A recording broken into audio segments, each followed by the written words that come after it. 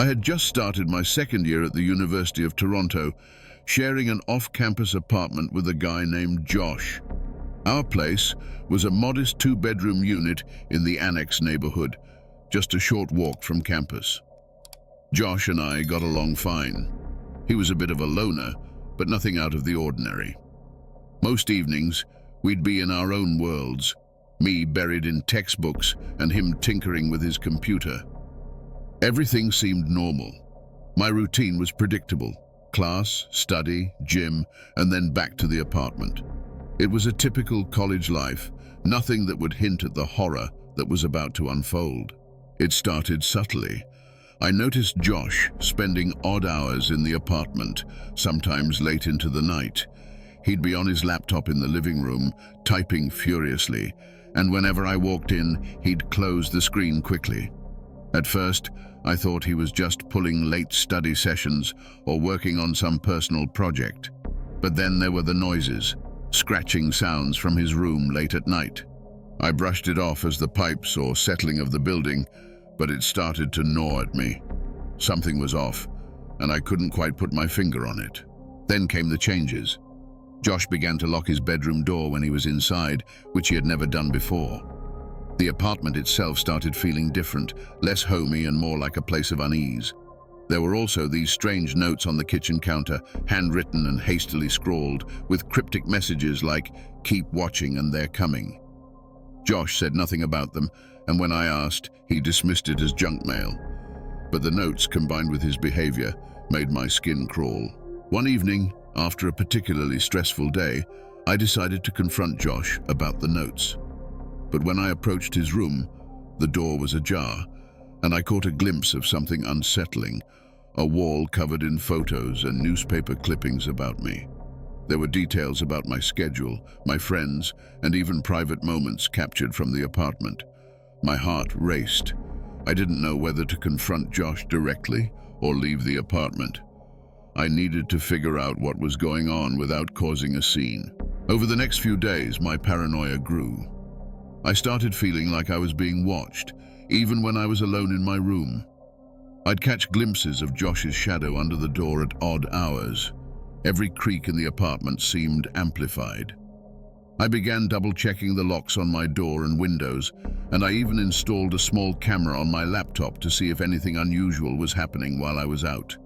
The anxiety was overwhelming, and I began to dread coming home. Josh's behavior became increasingly erratic. He started coming home with strange packages and would lock himself in his room for hours, only to emerge with a blank look on his face. One evening, I noticed him leaving the apartment with a large duffel bag. I followed him at a distance and watched as he entered an abandoned building a few blocks away. My curiosity got the better of me, and I decided to investigate. What I found inside that building would change everything. I returned home feeling more unsettled than ever. I decided it was time to confront Josh. I waited until he was in the living room and asked him directly about the packages and his late-night excursions. His reaction was cold and dismissive, but I saw a flicker of something in his eyes, anger, maybe even fear. He told me it was none of my business and that I should stop prying. His tone left no room for discussion, and I knew then that something terrible was hiding beneath the surface. Determined to uncover the truth, I waited until Josh was out and entered his room again. I went through his belongings, finding more disturbing items, maps with pins, detailed lists, and what appeared to be surveillance equipment. It was clear that Josh was monitoring not just me, but others as well. My mind raced with possibilities. Was he planning something? Was I in danger? The pieces were falling into place, but the full picture was still unclear. Things took a darker turn when I received a threatening message on my phone. It was an anonymous text. "You know too much. Stay out of my way, or you'll regret it." Panic set in. I felt trapped in my own home, unsure of whom to trust. The threats were escalating, and Josh's behavior was becoming more unpredictable. I tried reaching out to the authorities, but without concrete evidence, they couldn't act on my fears. I was left alone with my mounting terror. Feeling increasingly unsafe, I decided to make a plan to leave the apartment. I packed a bag with essentials and arranged to stay with a friend. That night, as I was preparing to leave, Josh returned early. I could hear him coming up the stairs and knew I had to act fast. With my heart pounding, I grabbed my bag and slipped out the back door, praying that he wouldn't catch me. I ran through the darkened streets, not daring to look back. The next morning, I called my friend and told them everything. As I recounted the events, they helped me realize the full extent of the danger I had been in. They suggested that I file a formal report and seek help from local authorities. When I did, the police investigated Josh's abandoned room. What they found confirmed my worst fears, a disturbing amount of evidence indicating that Josh was involved in something much darker than I had imagined. Even now, after moving out and staying with friends, the fear hasn't fully subsided. I'm constantly on edge, checking over my shoulder and avoiding places where I might be recognized. The police have assured me that Josh has been detained, but the sense of being watched never truly goes away. The notes, the surveillance, and the threats have left a mark on me, a reminder of how close I came to something horrifying. I still wonder if there are more secrets hidden in the dark corners of the world, waiting to be discovered. I just moved into my new apartment in the heart of downtown Toronto, eager to start my fresh chapter as a graduate student at the University of Toronto. The building was old but well kept, nestled on a quiet street just a block from Queen Street West. My new roommate, Jack, was someone I hadn't met before but had been recommended by a friend. He seemed normal enough during our brief meet and greet at the coffee shop, chatting amiably about his work in tech and our mutual interests. I was hopeful. It was my first time living with a roommate, and I was excited to settle into a routine and focus on my studies. The first few nights were relatively uneventful, but by the second week, I started hearing unusual noises at odd hours. It began with faint scratching sounds from the adjacent room, followed by soft shuffling. I shrugged it off as Jack's late-night work habits, or perhaps the old building settling. However, the sounds grew louder, and they seemed to come from just beyond my bedroom wall. One night, the scratching grew so intense that it woke me up, and I found myself lying in bed, frozen with a gnawing unease that something wasn't quite right. One evening, after a long day of lectures and studying at the Robarts Library, I returned to find Jack's room door slightly ajar. This wasn't unusual. He often left it open. But what caught my attention was the sight of a man in a dark coat standing just inside. He quickly stepped out, mumbled an apology, and hurriedly left. Jack explained the man was a friend who needed to borrow some tools. But there was something off about the entire interaction. The man's eyes, peering out from beneath his hat, seemed cold and calculating, making me question the legitimacy of his visit. Things took a turn for the worse when I noticed some of my belongings missing. At first, it was small stuff, my favorite pen, a pair of headphones, but then it escalated. My laptop charger disappeared, and I could swear I'd seen it in my room just hours before. I mentioned it to Jack, who seemed genuinely surprised and offered to help me look. Despite our search, nothing turned up. The unease in my chest grew heavier, and I began to feel a creeping paranoia about whether my roommate was somehow involved. Jack's behavior became increasingly erratic. He would often stay up late, and whenever I asked what he was doing, he'd change the subject awkwardly or offer vague answers. He was secretive about his own activities and would lock his door whenever he was in his room, even when he was just watching TV. I started noticing he was constantly on his phone, often stepping out for long periods. I couldn't shake the feeling that he was hiding something from me, and the atmosphere in the apartment became charged with unspoken tension. One night I heard a loud thud from Jack's room. I went to check, but his door was locked. I knocked and called out, but there was no response. The thud was followed by an eerie silence. When Jack finally opened the door hours later, he appeared disheveled and evasive, mumbling something about a dropped book. My sense of dread escalated as I began to worry about the possibility of something sinister going on behind that door, something he was clearly determined to keep hidden from me. One afternoon, while Jack was out, I decided to take a look around his room, driven by a growing sense of unease. As I quietly opened his closet, my heart raced. Inside, I found a collection of strange items, photographs of me taken from different angles, some with my face blurred out. There were also numerous notebooks filled with what seemed like detailed observations of my daily routines. It was clear that Jack had been watching me, documenting every detail of my life. The discovery left me terrified and wondering just how much he knew about me. I decided to confront Jack about the disturbing findings. When he returned, I was ready. I showed him the photographs and notebooks, demanding an explanation. Jack's demeanor shifted from calm to visibly agitated. He tried to brush it off as a project, but failed to convince me. His eyes were cold, and he seemed more interested in avoiding the confrontation than actually explaining himself.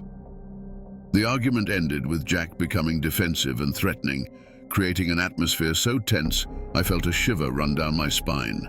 Overwhelmed by fear and confusion, I began researching Jack's background. I discovered that he had a history of mental instability and had been previously involved in incidents of harassment. It was a shock to learn that the friend who visited was actually a former therapist, someone who had tried to help him with his issues. The realization that Jack's behavior was more dangerous than I had initially thought hit me hard. I now understood that I was dealing with someone who had deep-seated issues and potentially dangerous tendencies. Determined to escape the nightmare, I started devising a plan to move out. I began packing my belongings quietly, making arrangements with a new apartment just outside of the city. I was careful to avoid alerting Jack to my plans, fearing that he might become even more unpredictable if he knew I was leaving. Each night felt like a waiting game, with Jack's unpredictable behavior adding to my anxiety. I was running out of time and felt increasingly trapped in a situation that was growing more perilous by the day. On the night before my move, Jack seemed unusually calm. He didn't ask about my plans or the packing boxes, which only heightened my suspicion. As I tried to get some rest, I heard him shuffling around his room. Suddenly, he burst into my room, demanding to know what I was doing. There was a confrontation that escalated quickly. He accused me of betrayal and tried to prevent me from leaving. The situation became dangerously volatile, and I had to act swiftly to escape his clutches. After a harrowing escape and a night spent at a friend's place, I finally moved into my new apartment. The experience left me shaken and haunted by the paranoia and fear I had lived through. Even now, months later, I find myself looking over my shoulder, unable to shake the sense of being watched. Jack's face occasionally flashes in my mind, a chilling reminder of the terror that once invaded my life. The ordeal has left an indelible mark on my psyche, and I'm constantly on guard, hoping to never encounter such a disturbing situation again. My name is Emily, and I was just a regular college student living in a two-bedroom apartment in Seattle. My roommate, Jenna, and I had signed the lease for our off-campus apartment near the University of Washington. Everything seemed normal at first. Late-night study sessions, occasional takeout from taco time, and shared laughter over Netflix marathons. It was a typical college life. The apartment was a standard setup, cramped but cozy, with a tiny kitchen, a cramped living room, and our two bedrooms separated by a thin wall. We both worked part-time jobs and tried to keep things as normal as possible. But then, things started to change in a way that I couldn't have anticipated. It began with small, unsettling noises, scratching sounds from the walls and odd thumping noises at odd hours. I attributed it to the old pipes, or maybe the building settling. Jenna was away for her internship one week, and the noises grew louder and more frequent. I remember trying to ignore it, thinking I was just paranoid. However, one night, as I was about to sleep, the scratching noise seemed to come from the wall right next to my bed. My heart raced, and I couldn't sleep a wink, laying awake listening to the unsettling noise, trying to rationalize it. When Jenna returned, I mentioned the noises, but she brushed it off as stress-induced paranoia. Things got worse when I started noticing small items missing from my room. my favorite book, a pair of headphones, and even a few pieces of jewelry. Jenna insisted I was just being forgetful, but I knew something was off. It was when Jenna's belongings started going missing that we both realized something was wrong. I found her diary in our shared bathroom, open to a page describing a dream about someone sneaking into our apartment. One evening, while Jenna was out for a study group, I decided to investigate further. I searched our apartment for anything unusual and discovered a spare key hidden behind the kitchen cupboard. The key was marked with a worn label reading, "To the storage unit." We had never used a storage unit. Curiosity and fear gripped me. I decided to see what this key unlocked, feeling a mix of dread and determination. That night, I went to the storage unit, which was located in the basement of our building. The key fit perfectly, and I opened the rusty door to find it packed with old, dusty furniture and boxes. But among the clutter, I found a box labeled Jenna's stuff. I knew it was Jenna's handwriting. Inside were items I recognized, personal belongings she had mentioned to me, but I hadn't seen in months. Panic set in as I realized that these were not just old things, but things that were missing from our apartment. When Jenna came back, I confronted her with what I found. She appeared visibly shaken and evasive, denying everything and claiming it was all an old mix-up. Her demeanor had changed. She was more withdrawn and seemed to avoid eye contact. It was unsettling to see someone I trusted acting so strangely. Her refusal to explain anything only heightened my anxiety, and the once close bond we shared began to fray under the weight of secrecy and distrust. As the days went by, I started noticing odd things. Small cameras were hidden around our apartment. They were well concealed, but I found them behind books on the shelf and inside vents. It became clear that someone was watching us. I didn't know if it was Jenna or someone else. I felt trapped in my own home, unsure of whom to trust. I began to feel a constant creeping paranoia, always wondering who was watching me and whether my private moments were being observed. The situation escalated when I started receiving anonymous notes under my door. The notes contained disturbing messages about my routine, including details that only someone close to me would know. They spoke of watching me at work, my gym schedule, and even my evening walks. Each note grew more personal and menacing. I tried to show Jenna, but she claimed it was probably just a prank. Her dismissal made me question if she was involved or if there was a more sinister presence at play. One evening, I decided to confront Jenna again, more forcefully this time. I laid out all the evidence, the missing items, the cameras, and the notes. She broke down and admitted to knowing about the cameras, but insisted it was for security reasons.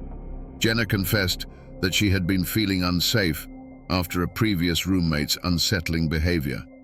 Her explanation seemed dubious, and the more she spoke, the less I believed her.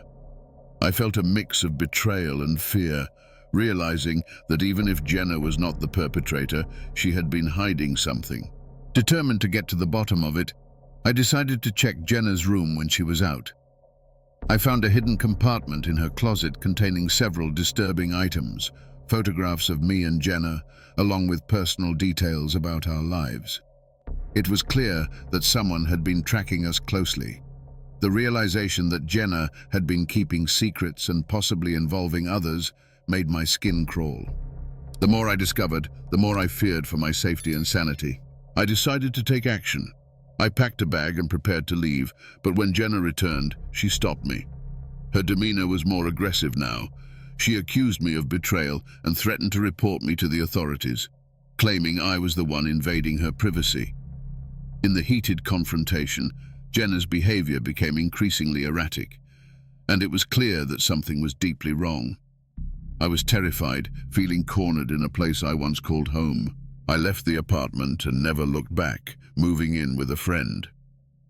Jenna's final actions remain a mystery, and I'm haunted by what might have happened if I hadn't left. Even now, the fear of being watched and the unsettling feeling of being stalked lingers. The apartment was eventually vacated, But I still wonder if Jenna ever faced any consequences for her actions, or if there were others involved. The experience has left a lasting mark on me, a constant reminder of the fear that can lie just behind the facade of normalcy.